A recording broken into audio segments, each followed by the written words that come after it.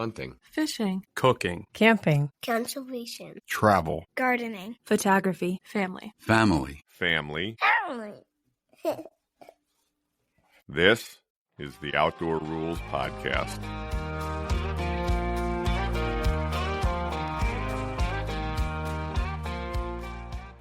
Hi, everybody, and welcome to the podcast. Mike here. Caitlin's with me. hello. Caitlin's doing her Matt impression. They were saying they miss Matt, so I was trying to be Matt. It's true. It's been a little while since we had him on. And now we've made fun of him several times in the last few podcasts, so we might never get him back. Anyway, Mark and Rachel are here too. Hi, everybody. Hey. So we're in the Outdoor Ruhls West studio, and they're in the Outdoor Ruhls East studio. Caitlin and I have spent the entire weekend tiling a bathroom, right? Mm-hmm. Really been quite exciting. But that's done. Yeah, feels good to get that done. And we did this, if anybody ever says that I'm an idiot and you think you should maybe argue with them, not that anybody on here would, but you could think of the time when we picked the coldest weekend of the year to try to stand outside with a wet saw and cut tile for our shower. I'm glad that was your job. Yeah. I'm pro Mike's an idiot argument. We know. You guys are kind of having a weekend there too, right? Yeah, well, I got a little ice fishing in. It got real cold here. It's going to continue to be real cold. I've been trying to convince Michael to fly into ice fish next weekend, but it's not working. We got about, a foot and a half of snow in the last 24 hours. And then we got dumped on today. So Nice. Still going. been a nice, other than cleaning snow, it's been a nice relaxing day at the house. Yeah, you guys have quite a long driveway, so I would imagine it's a chore to clear all that snow. Giant pain. Yeah.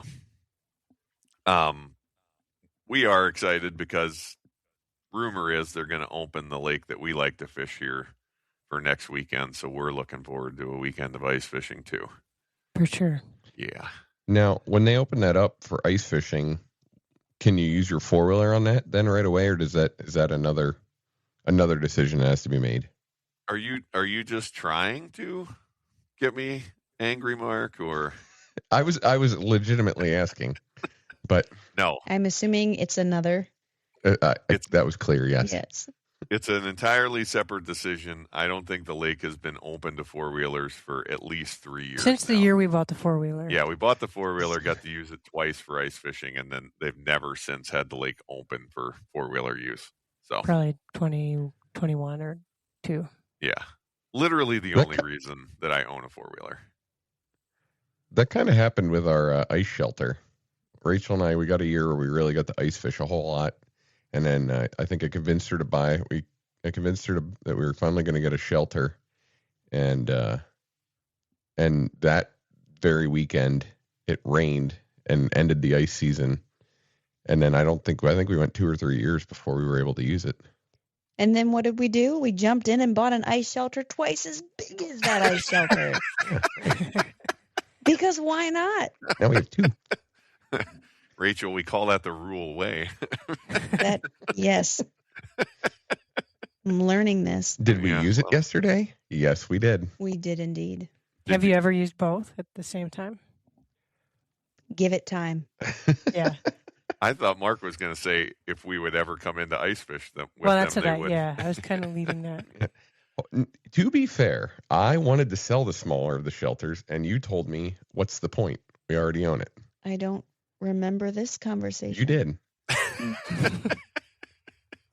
And thus what it's like being married. I wasn't going to make it a long conversation if she said don't sell it.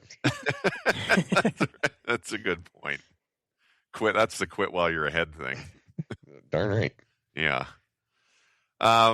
So last week on the podcast, Caitlin and I sat down and we talked about a couple potential episodes. And so I think what we'll do today is, if you guys are good with it, we'll talk about dogs. Yeah, sounds good. Always down to talk about dogs. So, I mean, I think we should just start with you guys. We mentioned it, but you guys just lost a dog that was a beloved family member. You want to kick it off with anything stories about Hatch?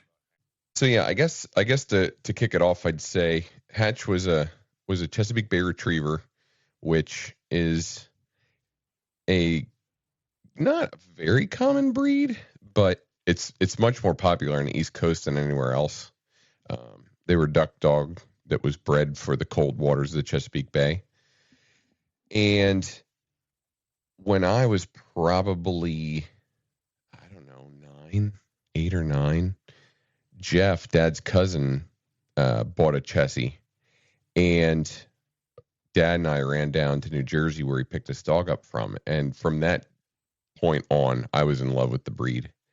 I've known a few, and we'll get into, Atticus, which you guys talked about last week. But I mean, Atticus was just an absolute phenomenal dog. I've hunted with a couple. We hunted your friend from Kentucky had a Chessie, Mike, that we hunted with. Right, he did. And I was just going to say that one of the craziest things that I've ever seen a dog do, that guy, I think that dog's name was Bud, but Yeah, I think so. he could throw a rock, and I mean like a rock as big or bigger than your fist, into 6 or more feet of water in a pond. And that dog would dive to the bottom of the pond and come back with the rock that you had thrown in. So they are like incredibly tough water dogs. Yeah, they definitely gravitate towards the water, and I mean, we have a stream here on property, and that's in the summertime. That's where Hatch wanted to be. Still, Rachel and I got our boy Hatch a year into our relationship, and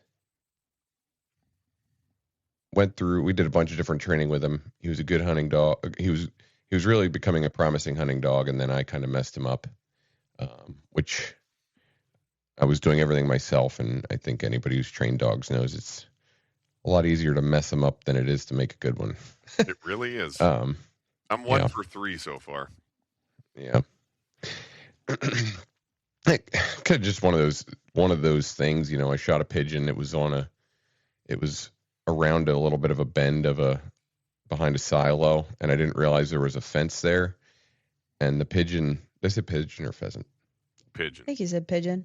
Regardless, it was a pigeon. It was a pigeon, and the pigeon fell behind the silo, and I let him go off on the retrieve, and I didn't realize there was a fence there, and he hit the fence, and that was it.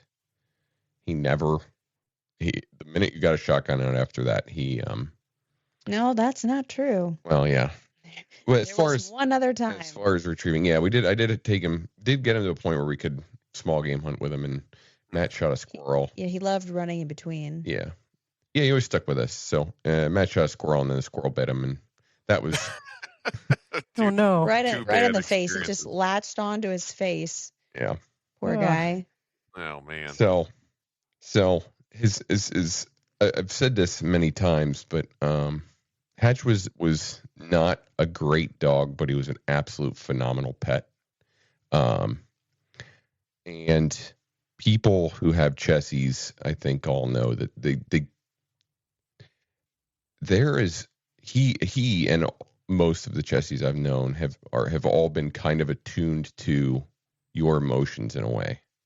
Yep. And Hatch, Like they're empaths.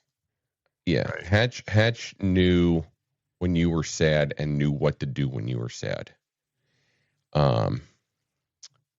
And he was just a big lover. I mean, we'll never have a better pet than he was. I'm sure of that. He never chewed a thing up. He never wanted to run away. He was Yeah, he not one thing, even as a young puppy, did he destroy. He just wanted to be with us. There wasn't, a lot of dogs like, oh, they're a great dog, but they fill in the blank. That he was just, but there were no favorite places for him or anything like that. Like as long as he was with us, that's all he wanted. Loyal to a fault, constantly just checking in with us, matching our emotions and balancing us out when, even when we were like being goofy, he would too. He was just, yeah. Yeah. And the even, best. I mean, even, some dogs, like, I don't know, like there's a price you pay or cost of admission or something like that. Like Gus your Atticus loved to play fetch. He wanted you to play fetch with him, right? Yep. He would play fetch with you. That's what he wanted to do. Hatch's thing was he just wanted to be with you. He didn't care what we were doing as long as he was there. He didn't love fetch. He didn't love running. He didn't love going on walks. He just wanted to be around you. You know what I mean? If the golf cart was out, he wanted to sit on the golf cart with you. If you were going on a car ride, he wanted to go on a car ride with you. And I started on this. We got him 1 year into our relationship, and he held the ring box when I asked Rachel to marry me. When I proposed, he was there for Rachel's pregnancy with CJ, our marriage. He was there for Rachel's pregnancy with CJ and CJ's birth, and moving multiple times, and finally moving into our forever home. And just, just the best companion you could have asked for. Yeah. They really, they're just such true friends. Yeah, we don't deserve dogs. Yeah. I agree, especially not the really good ones. Yeah, well, I'm obviously sorry that that you guys lost him. It really is hard to say goodbye. How old was he? 11. Yeah, it's a good long life for a big dog like that. For sure. Yeah. It became more and more apparent in the weeks leading up. Became more and more clear, unfortunately. I'd never wish it on anyone, but honestly, like more times than not, as a pet owner, it has to come, you have to make that call for your dog. And you can draw out the length of their life with painkillers and expensive vet bills and surgeries and things like that, but their quality of life is, why string them along with painkillers and things like that when they're very clearly uncomfortable. And that's where it came to with Hatch. It was kind of like, would we be doing this for us, like drawing out his life just by giving him heavy doses of medication to make him comfortable, or would we be doing that for him? And making the call was so incredibly tough. But yeah, he's not in pain anymore. Yeah, we've only had to say goodbye to one dog. We've only had to say goodbye to Gus so far. And I mean, for me, Caitlin's had more dogs. But Mark, we never had dogs growing up. You had a few before Hatch, but was Hatch the first one you got as a puppy? Hatch was the first puppy I got. Yeah. Yeah. Yeah. Me. No, we had dogs growing up, but with Hatch, he was the first one that I picked, which really he picked us. Like we went there and he ran right up to us. So first one, puppy on, and like my childhood dogs, my parents' last dog before, Ren, but they was kind of like an adopted dog. But I had moved out, eventually, and yes, so Hatch was just much different. So it's kind of like it sucks so bad it makes you either want to never have a dog again to go through it, but realistically, like, we're such dog people that it's like, okay, so maybe what we I think maybe that's why some people have multiple dogs. Maybe it stings slightly less when you have another one to still comfort with and love on and things like that, but I don't know. Yeah, Just I don't sucks. know that didn't work for me. Yeah. We had It was helpful for me to have another dog to snuggle up to. was it? Yeah. Had to say goodbye to Gus. Oh, for sure. Yeah, we had 3 dogs when Gus passed, and like you were saying, Rachel, I mean, I felt really fortunate because he really let us know when it was time. I mean, he had cancer, he had a sarcoma, and we had him. We had him relatively comfortable, and he had a couple really good months at the end there where we kind of knew things were coming, and then one day he just let us know it was just it was Mhm. time.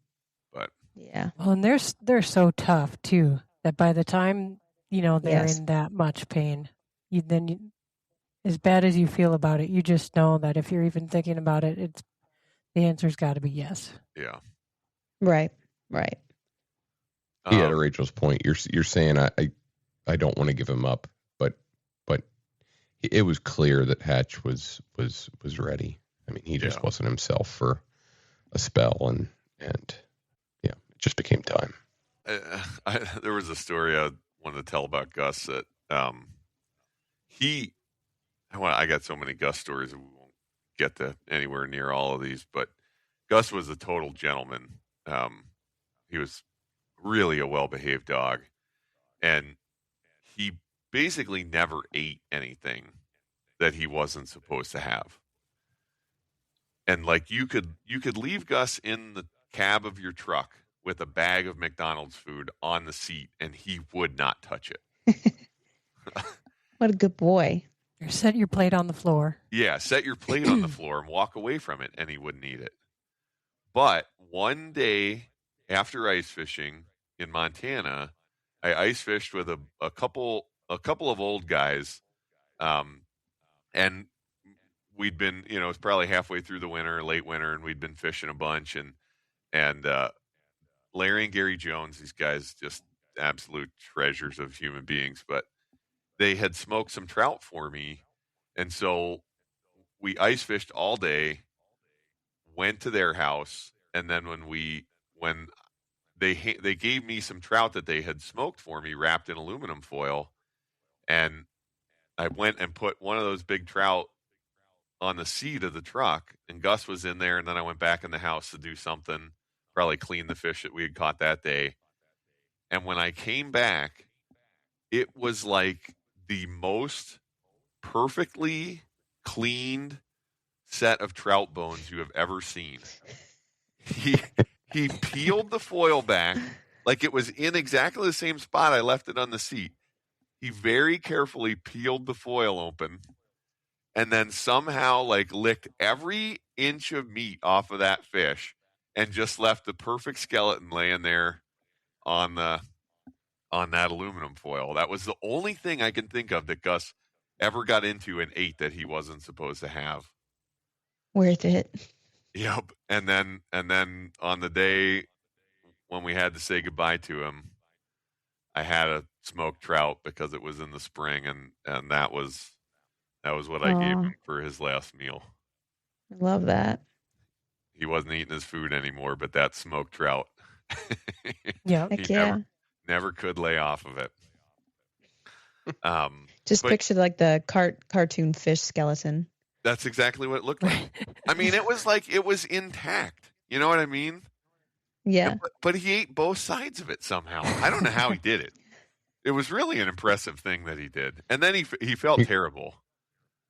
He just felt like you could tell he felt so he was guilty. embarrassed. Yeah. Exactly. I'm I ashamed. couldn't help it, Mike. I was so hungry. We were fishing all day. Anyway, I don't know. I guess go ahead, Mark. It is funny. Like I can't think of a time, and I'm sure there's times where I've been a little annoyed with him, but I can't think of a time that same thing. Like you can put food down on the floor and Hatch wouldn't have. He'd stand over it, but he would look at you He'd and drool. wait. He'd wait for you to give him the go ahead. But he would never take something that hit the floor without you telling him he could take it. Yeah. That's pretty amazing. Yeah. Yeah, they're such they can have their challenges, and they are I don't know. They're a protective breed. Yes. The Chessies are. and they have been known to be aggressive at times, but all the ones I've ever known were just lovers. And I don't know if you guys mentioned it, but Atticus was also a Chessie. Yeah. Yeah, and So.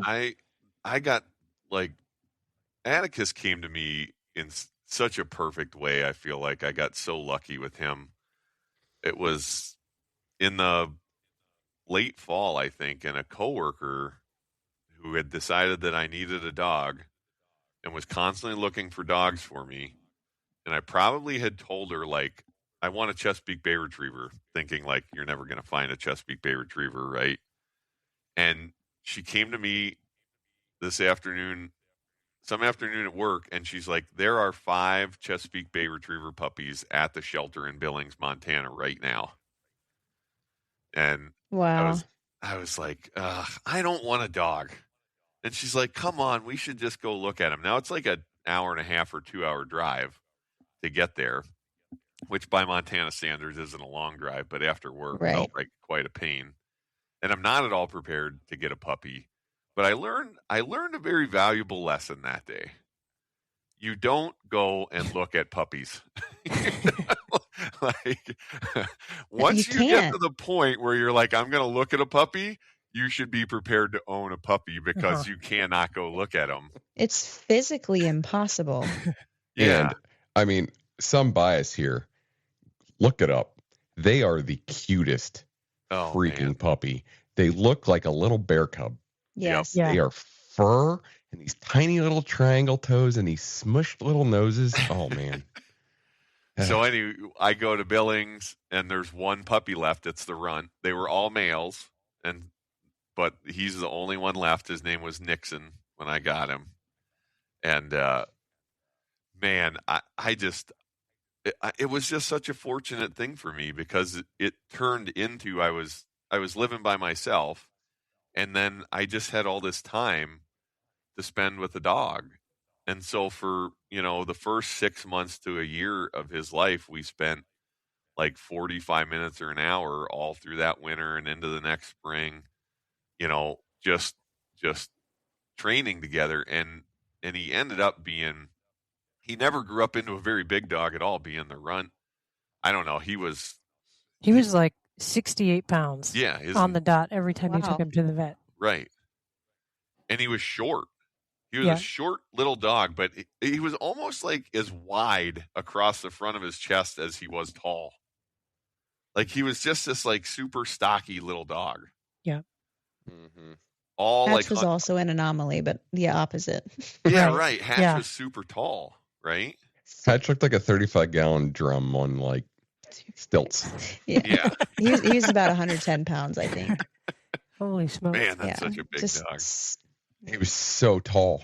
Yeah. For the breed. Yeah. But all legs. I have a picture of him where he was baby giraffe when he ran. Yeah. I have a picture of him as a pup where he was like 1 year old maybe, and he's full legs, but his body hadn't filled out yet. Standing on the kayak. I'll have to add that in the Instagram post for this. Yeah. Anyway. Were you also influenced by Jeff to get a Chessie, Mike? I must have been. I mean, I guess that the couple that I had been around, I liked. I liked Jeff's, and I liked that guy in grad school that I was talking about. But then Gus turned out to be not Chessie like at all, in terms of he was loyal to me and he was really obedient with me. Like he listened to me more than he would listen to other people, including Caitlin, which made her mad sometimes. But like the only time that I ever lost that dog, I still lived at the end of that Forest Service trailhead where I was living when I got him. And I was watching another dog, and that dog had lived in that house at one point. It was my former roommate's dog. So I was watching the dog for my roommate, and all of a sudden I'm like, oh, shoot, where are the dogs? And I call, and the other dog comes back, and Atticus doesn't. And by the way, I keep going back and forth. I named him Atticus. We ended up calling him Gus. But anyway, so I was kind of like freaked out. Like, okay, where'd he go? I can't find him anywhere. It kind of isn't like him at all. And there was one car in the parking lot. It was in probably in May, and everybody by that time knew him. Like all my friends knew him, so I ended up with a whole bunch of people coming to help me look for him. And sure enough, I finally get a call, and it's from those guys that were parked at the trailhead. They were spring bear hunting, and Atticus met up with them, went on about a 4-hour spring bear hunt hike. They got back to their truck. They're like, load up. He jumped in, and they drove him back to town. And then I think they must have figured out, I think they must have known somebody I knew. I don't know how they ended up figuring out that it was me, but yeah, they ended up calling me, and then I went and got him. But that was like the only time I ever lost him. It's like, I'm pretty sure those guys could have just started feeding him, and it would have been like he was their dog. Yeah. He was like that his whole life. Yeah. He's such a goof. So he didn't have any of that. Like, Hatch was much more loyal to you guys, I think, than Gus ever was to me. He's just like, oh, a new friend. All right, we're best friends now. I'll go with you wherever you want to go. But yeah, he had lots of best friends. Jed, he loved Jed, and he loved licking love Jed. I forgot how much he loved. And lick. He would sit there and lick Jed. How weird. I will say the one thing that Hatch did in his life that was just like, what are you doing? With Meemaw. She's sitting on her birthday. On her birthday. She's sitting in a lawn chair. The whole family's there. I don't even know that he knew. This was only like 2 years ago. He was inside, and we were all outside, so we let him out. Mm-hmm. And you just look over at Meemaw, and there's Hatch, and he's peeing on her leg. Oh, no. On her birthday. On her birthday. She's just sitting there minding her own business in the lawn chair, and he's peeing on her. Sorry, Meemaw. What the heck, Hatch? What did Meemaw do? She laughed. I mean, she thought it was Yeah. funny. I don't think, he wasn't, I think he was used to running out to the bush he was sitting in front of. I And peeing, but he was She was just in the distracted way. because the kids were in the yard, so he was like looking at the kids. Yeah. And yeah, just ran up, lifted his leg, and peed on Meemaw, and then ran away. Oh, man. That's funny. I never heard that one. I forgot about that. The other thing, one of the other things about Gus is he was a good bird dog. He was a pretty good pheasant dog, a pretty good waterfowl retriever. But when he wasn't in hunting mode, he shut that off. So a pheasant could have walked across his feet at home, and he never would have bothered with a chicken or anything like that. And in fact, he was always curious about stuff, and he always wanted to befriend any animal he came across. He got kicked by the same mule twice in one day because he's just like, come on, I know you want to be my friend. And the mule kicked him once, and he got up, came over, looked at me like, I don't know what that mule's problem is. And he's like, I better try again. Went over, got kicked by the same mule again. What are you doing? If not friend, why friend shaped? But Caitlin, we were pheasant hunting at our favorite spot in Montana, and what happened to him that day? Well, I saw him. So we were hunting, walking along. I was on this lower bench walking along a little creek, and Mike was up above me.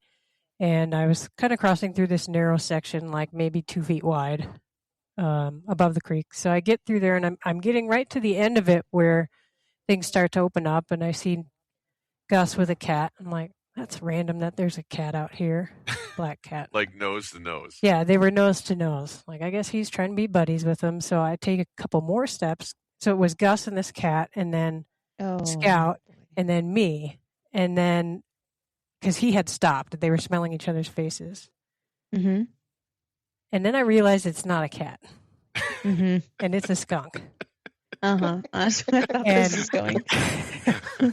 And its tail wasn't up yet, but shortly thereafter, after probably I shriek, turn around, yell at the dogs to follow me, and I start running back on this little ledge above the creek. Then the skunk sprayed. What I remember is Caitlin, like they disappear into the creek, into the little bottom, and then I just hear Caitlin yell "skunk," and she comes running out gagging, like, "Ugh, ugh." Like, that's not good. Gus took that full in the face, and it was amazing. It didn't get Scout at all, right? So she, but he was obviously right at the bum. Yeah. I felt bad because I thought if I hadn't reacted like that, maybe that wouldn't happen. But by the time, I was close. I was within 8 feet of that thing. And anyways, I had never really been around anything that had been sprayed by a skunk, which is kind of amazing. It was so powerful. Oh, man. And it's not even that it smells bad. It's that the smell hurts. We did everything, we watched him and Dawn, and we did like a whole bunch of this because we were 2 hours from home. Yeah. And we went back to our rancher buddy whose land we were hunting on and, used his hose and scrubbed him with Dawn, scrubbed him with tomato juice, did the whole thing. And you're like, well, I don't think doesn't smell too bad. And I just remember we stopped to eat on the way home and it was like we walked into the restaurant and everybody looked at us. Oh, no. We smell like skunk. Anyway, the thing about skunk is eventually you don't think you smell. Right. Yeah, you get used to it. You get used to it. Other people still notice it though. Strangers, Gus, right? We kept him outside. We wouldn't let him in the house for probably another 3 days or something. Oh, I don't remember any of that. And it was cold.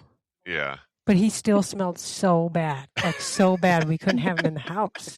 Was that when we left him in the shed the one day? Yeah. We locked him in the shed. We locked him in the shed with no windows, and when we got home from work, he looked like a prison emerging from solitary confinement. He did. He slowly crept out of the shed with his eyes squinted, oh, sunlight. Poor dog. Now, I don't know if you guys had any more hatch stuff, but I do. There's some not so good dog stories that I want Caitlin to tell from her childhood, but I don't know if you guys had anything else to tack on here. Yeah, I don't have much more to say. Hatch was, again, such a good boy that there's not that many stories of him. Ren, on the other hand, the blue tick that came before him, we got stories for weeks. Yeah. So we can get there, but go ahead with Caitlin's.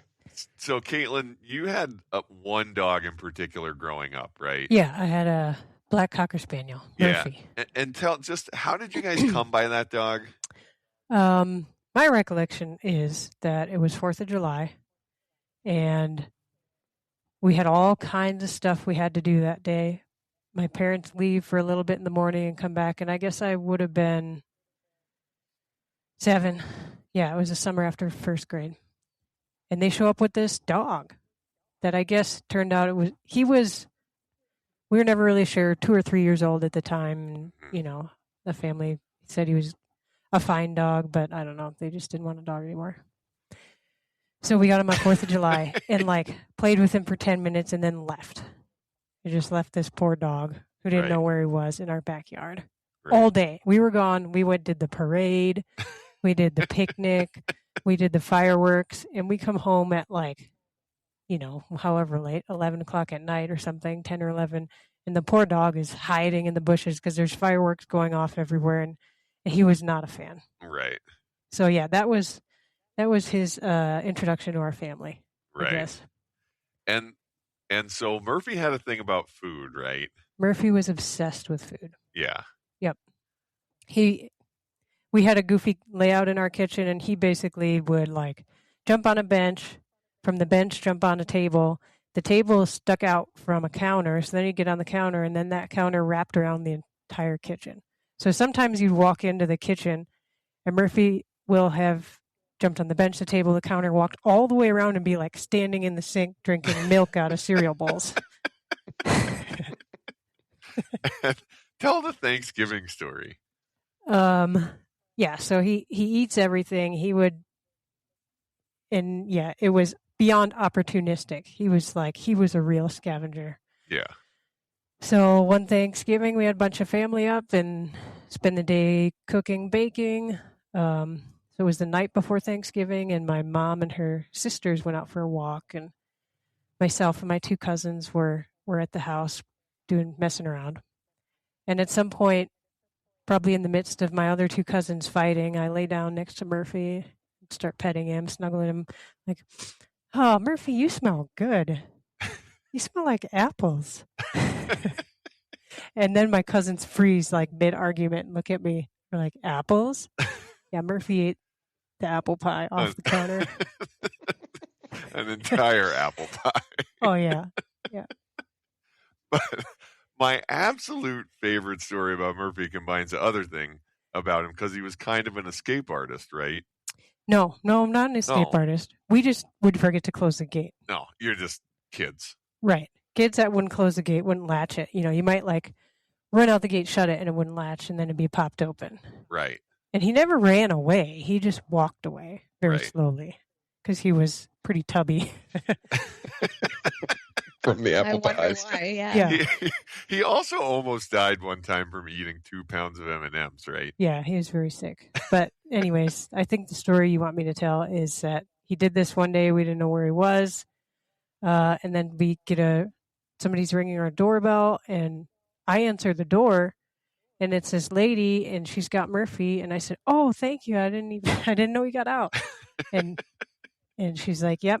I said, "Where'd you find him?" She said, "I found him down the block." I said, "Okay, thanks so much." And I don't know how we got onto it, but she's like, "Yeah, well, I loaded him into my car with my kid in his car seat, and I had a dozen cupcakes because I was going to this birthday party, but he ate them all." Oh. So within 2 blocks, probably even 1 block, she put he escaped and ruined someone's birthday. Yeah.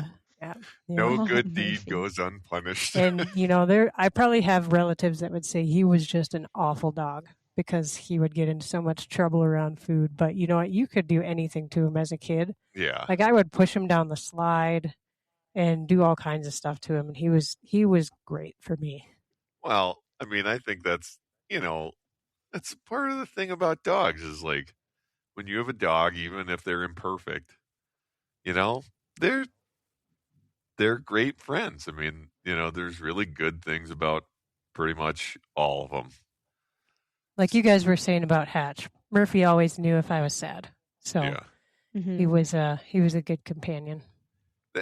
It is an interesting observation, Mark, about them and about Chessie's, because our other dog that we got later is a yellow lab. She's still alive. She's almost 13. And she does not care about you. She's not like... She occasionally displays affection. She occasionally displays affection. Yeah. That is the nicest thing you can say about how she feels about your feelings. She's generally pretty aloof. But if she's displaying affection, it's not because you need affection or attention. It's because she wants it. Yes. Right? Yeah, 100%. Where Gus and the 2 dogs, so our yellow lab is Scout, and then, of course, Gus, they had puppies, and so we have a puppy from them that's half Chessie, half lab, and he 100% has the empathy thing.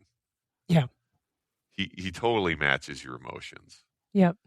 But, man, Murphy. If you go onto the AKC website and look up the Chesapeake Bay Retriever breed, they will list that they are sensitive. Really? And yeah, Mm-hmm. and I always knew Hatch was very sensitive, as far would be the way, like we said. But I guess I never thought of that as Chessie's until I read that is part of their breed. None of the other breeds. We were looking up a whole bunch of different ones, and none of the other ones said sensitive. Huh. Rachel, did he, when you were pregnant, did Hatch treat you differently? He did. And maybe it was because he was so young that he wasn't I don't know. My brother's black lab, Boone, was even more so. And he was around a lot because we all worked from the same office. And anytime, like, I would nap over my lunch break, especially when I was like heavily pregnant, and he would nap right next to me every time. And he was like latched onto my brother most of the time, like super, super bonded with my brother. Great hunting dog. But he would leave Dan to nap next to me whenever, I was pregnant with CJ. But Hatch was as well, but he was probably only what? A year old? Yeah, he was a year older than CJ. Yeah. So a little bit more, but yeah, but he was. But how do you feel about dog sunscreen? We had this conversation actually. We didn't have this story on our list. You only like this because I get ratioed in this conversation. Well, if you would have seen how badly he was sunburned.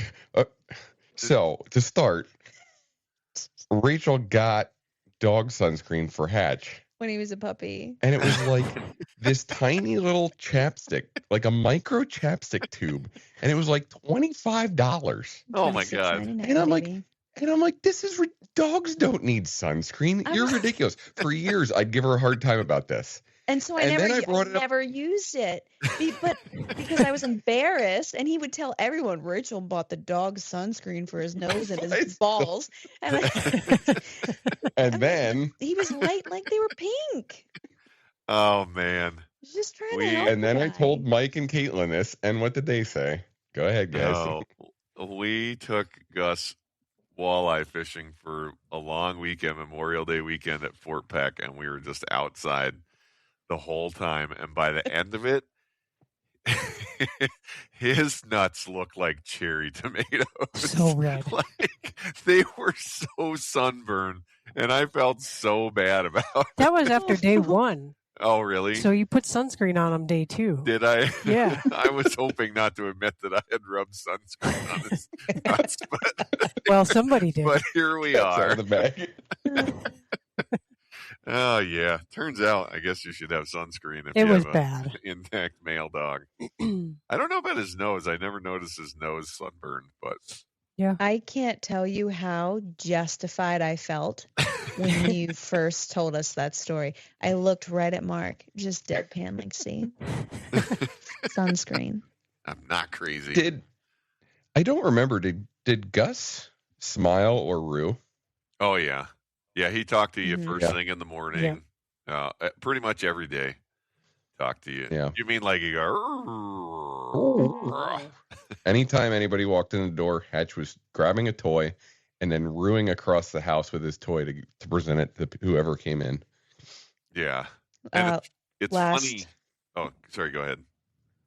Oh, I was just going to say, last week, he gave us, so it had been a while since he had rued, I think just because he wasn't feeling well.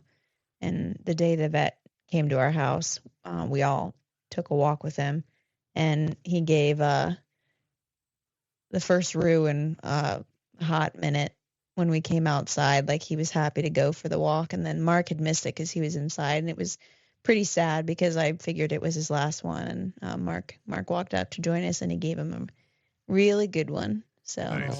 We got to hear it one more time. But yeah. Go ahead. What were you going to say about the ruse? Oh, I was just going to say it's funny because our lab doesn't do it at all, and I don't think they're known for it. And our Labra-Peak, Chesador. Caitlin prefers Chesador. Yeah, Newt does it like just about exactly, I would say, half as much as Gus did. Yeah. Okay. Like, he talks to you every now and then, but it's real intermediate between the not at all lab and the all the time Chessie thing. When he really wants something, he'll talk to you. Yeah, like at dinner time. What were the colorings of the rest of the? I know Newt's all black. Were they all black? They were all black. This makes Mike so man. mad. It's because I was going to say this yellow earlier. lab. Hatch was like the perfect, like a great coloration. He really was. Beautiful dog. Hatch was? Yeah. Yeah, he like the red curly. And yeah, red and a little like lighter notes in there too, and A little brown. blonde on the Yeah. feathering. Yeah. Yeah. That's so, what we were going for. like, here was my whole plan with having this litter of puppies. I really love the intermediate color. So Gus was like chocolate lab colored, right? And I thought, oh man, I'm going to have a yellow lab, cross him to a yellow lab, and I will have all of these beautiful colors between blonde, like dead grass, they call it in the Chessie colors, and chocolate brown like Gus was. And so it's a kind of a long story. Poppy was actually here, and we were on an elk hunt, and the puppies came. We were expecting 8 puppies. We had gone to the vet, and they'd done an X-ray, and they're like, "You're going to have 8 puppies." And we left the elk hunt because Scout's temperature changed. Whatever meant the puppies were coming a day later at night. First puppy's born, and it's black. And I'm like, that's not what I was expecting.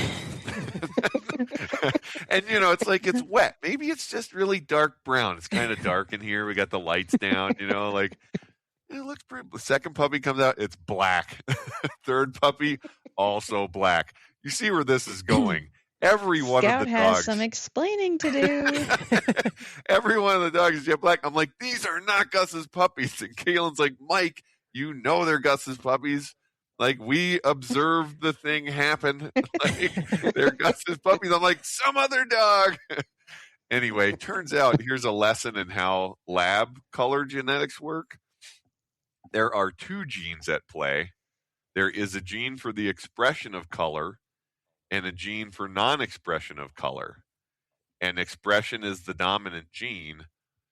But yellow labs are all homozygous recessive. So they have 2 recessive alleles on that gene, and no color gets expressed, and that's yellow, is basically the lack of color. Because the color gene is brown or black. The color gene is brown or black, and black is dominant.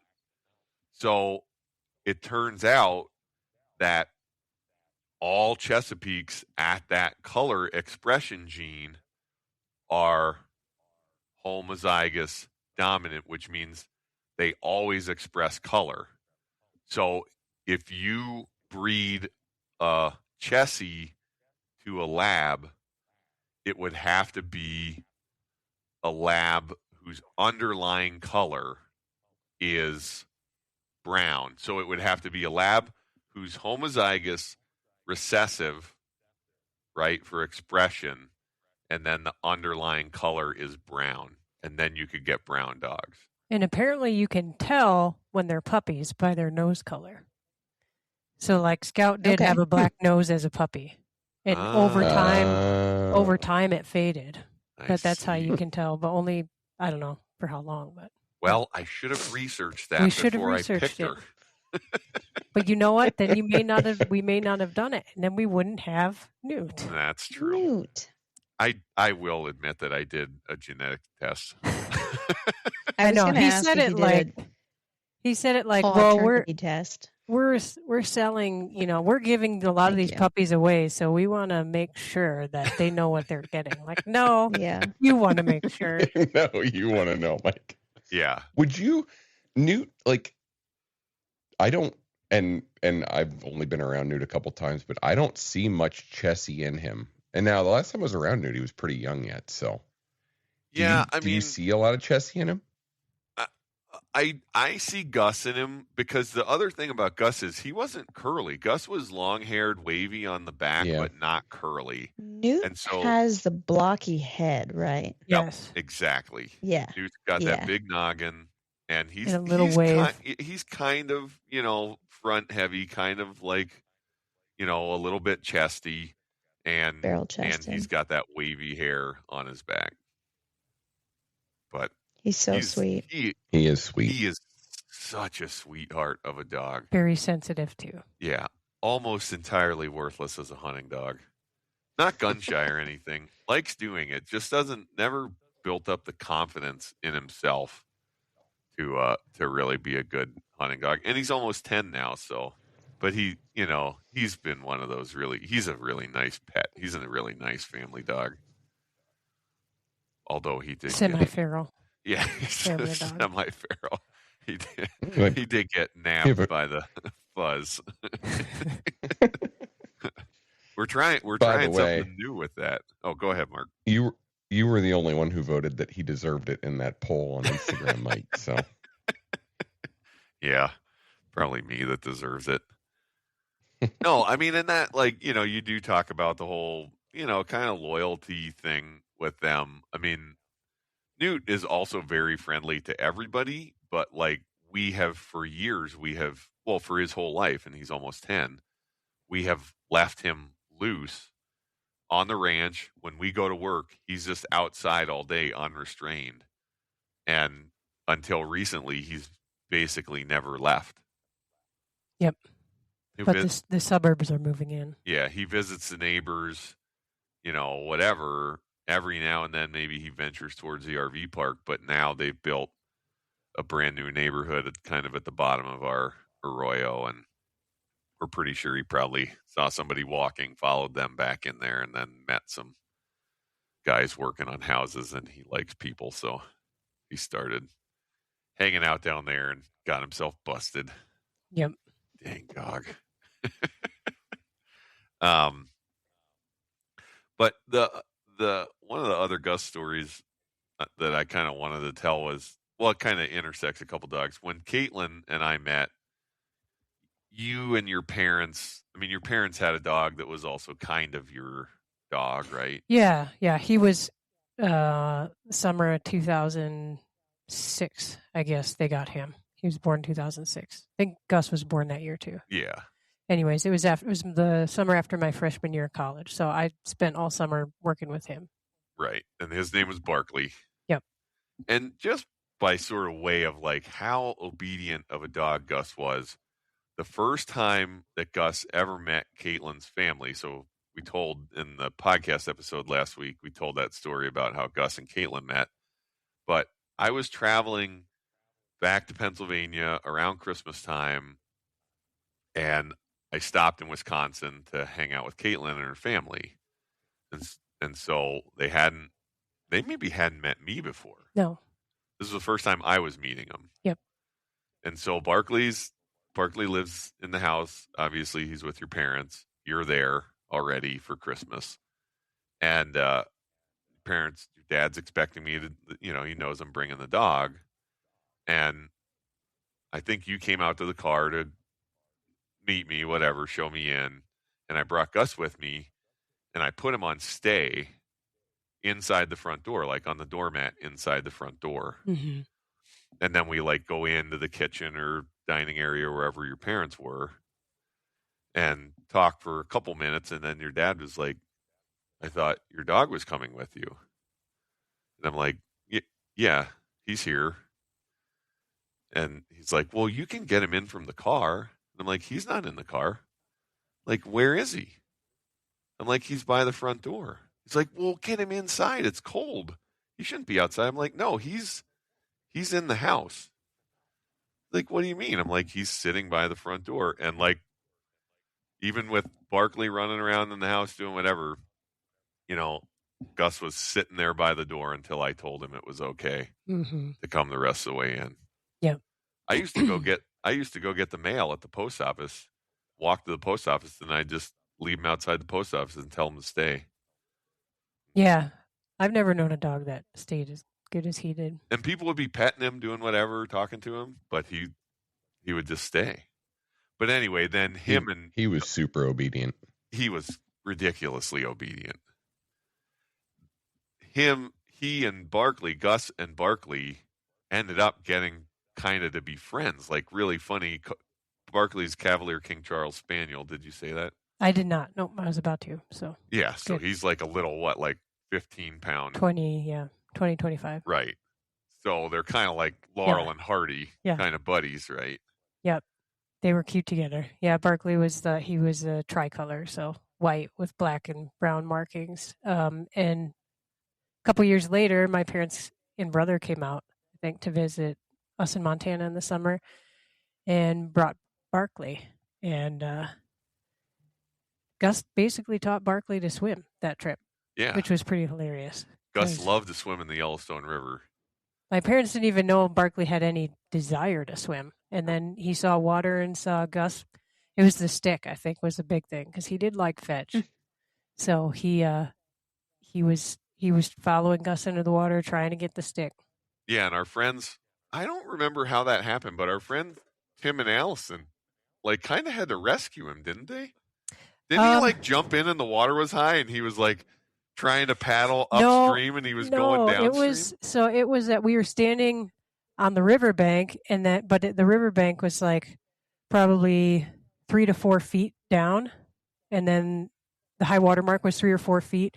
And so they were going in and out of the water, and he was trying to get back up the riverbank from the little bench next to the water. And so he was like trying to launch himself, and he couldn't get up no bank. So they helped drag him up. Yeah, Tim and Allison are horse people, horse trainers, real horsemen, women, and Allison just in the way those kind of people did. Allison just looked and said, "That little dog's sure got a lot of try." Yeah. But what was really funny about all that was that he got back to Wisconsin and started taking up swimming in the koi pond. The koi pond. And so he's letting the long-haired dog. And your mother is a very cleanly person. Right. So the first time, I don't think they were prepared and let him back in, all muddy and whatnot from being in the pond. But then that escalated to he even got defensive of the pond. Yeah. And one day apparently saw a muskrat in there and went after it. Barkley fought with a muskrat in the koi pond. Which would have been bigger than him, probably. All because Gus taught him how to swim. Yeah, he had to go get stitches, put his face up. Yeah. He's also the only dog that I've ever seen swallow a fishhook all the way down its gullet. Oh, gosh. Apparently he liked to eat minnows. Even crusty sun-rotted ones. Yeah. And somebody, I won't say who, somebody had like cut a snelled hook off or something. Yeah, something like that. With a minnow, a dead minnow still on it. Right. And like left it on, we were on a pontoon boat. Yeah. And left it on like the arm of the couch or something. Right. Because we didn't notice until I see Barkley walking around with this fishing line following him. He's got fishing line hanging out of his mouth. Oh, that was scary. Man. Yeah, that's because you follow the line, and we should try to find that too, because the X-ray is like perfect. Yeah, he had to go. You couldn't see it. It had gone far enough down. Yeah, he had to have a little surgery to have that fish hook removed, but it didn't seem to affect him at all. No. The thing was, he liked fishing a lot. So yeah, we always wanted to take him, and usually didn't let him get the fish, but that time he did, and it got him too, I guess. Yeah. Oh man. Well, dogs are so special.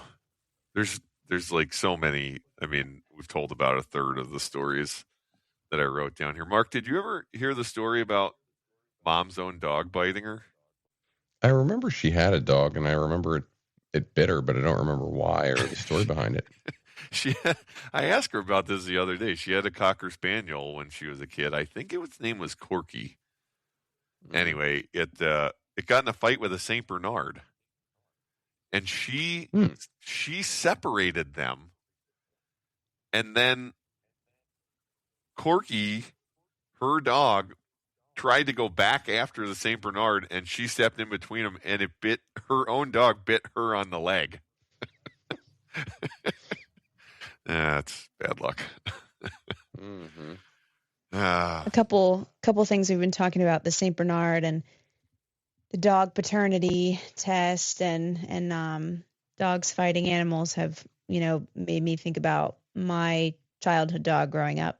My best friend lived on a farm, and they had a small black lab, and I was in 6th grade, and she was very clearly pregnant, but Mennonite farm, they had no idea, like surrounded by farms, they had no idea which dog, would be the father. Could have been any number of any number of them. And I remember going over when Pepper was having the puppies in the barn. And again, small lab. She had, I think, 10 or 11 puppies. And they were, I mean, a quarter of the size of her at birth. It was a neighboring farm's St. Bernard. Oh my God. So St. Bernard Black Labs, just the most amazing looking dogs, but personality, they were so gentle and huge. So I ended up being able to pick the first one. His name was Trigger. He was about 140 pounds full grown. Black, but like white stripe all the way up his head, white paws, dipstick, and like a tuxedo. And everywhere we went, because he loved all dogs, all people, everywhere we went, people were like, oh my word, would you ever breed him? And I think people have, since there have been a couple like intentional St. Bernard Black Lab pairings in this local area, because, you know, so many people locally got a puppy from this litter, and they were just the most wonderful dispositioned dogs. But he hated rodents like groundhogs. You couldn't pull him away from fighting a groundhog. And we lived in, you know, surrounded by farms. So we would always walk, and it was like, yeah, you had to physically pull him away. You could never call him off of killing a groundhog. He would raid rabbit holes, and you'd see this giant nest of fluff in his mouth. Oh no. And you couldn't get the stuff out of his mouth. You'd be like, Trigger, drop it. And right when you started walking over to like pry his mouth open, he'd swallow the whole nest, Oh man, everything whole. But I remember being outside with him. I think my parents were on vacation or something, and I remember taking him out at night. And this was when he was full grown, and he wasn't afraid of anything. And we had a big property, and it was pitch black. And all of a sudden, out of the dark, he comes sprinting. And he was a very large dog. Like, nothing made him move quickly. He was just very lazy. And he was just tore past me. Like, his eyes were wide, and he was terrified. I'm like, what the world is going on? So I assumed skunk or something like that. We hear this possum comes ripping out of the dark, starts chasing me. So the dog and I are sprinting away from this possum. I have no idea if anything was wrong with it, but that memory does stick out with Trigger. Yeah. That had to be a sight to see a giant dog running away from a possum. Sounds like a a cool dog. But maybe it had rabies really cool. Or something, and he knew. He was like, that possum's not right. Right. He was not messing around. He was not fighting that possum. He was like, get me out of here. Yeah, they're just really are such amazing friends, and I want to say again, I'm sorry for your loss, you guys. I know it really is. It's a real loss. Yeah, thanks. A hole that will never be filled. Yeah. And I know you guys feel it too with Gus. Yep. Thanks for taking the time to chat with us and tell some dog stories. Yeah, absolutely. Buy the sunscreen. Buy sunscreen. If you have a male dog, you may want to buy sunscreen. Sometime we'll do dog twos and a second dog episode, and we'll talk about the bad ones. Yeah. Ren had stories upon stories upon stories. Yeah. She was the opposite of Hatch. I was just thinking we have a couple stories. We have a good one about cabbage, corned beef and cabbage and Scout. But we could do an Emmett focused episode too, since that was a St. Patrick's Day story, and Emmett's a St. Patrick's Day baby. Oh, I thought you were talking about bad dogs and Emmett. No. No. That makes more sense. Yeah. It is a good story about Scout and the cabbage. But all right, stinky. Well, thanks again, guys. Mm-hmm. As always, thanks for listening. And you can find all of our content on the website, www.outdoorruhls.com. Find us on Instagram at Outdoor Ruhls. Podcast is on Apple Podcasts and Spotify and YouTube. And we just so appreciate you listening and look forward to making another episode next week. Thanks again, guys. Love you. Love y'all. You too.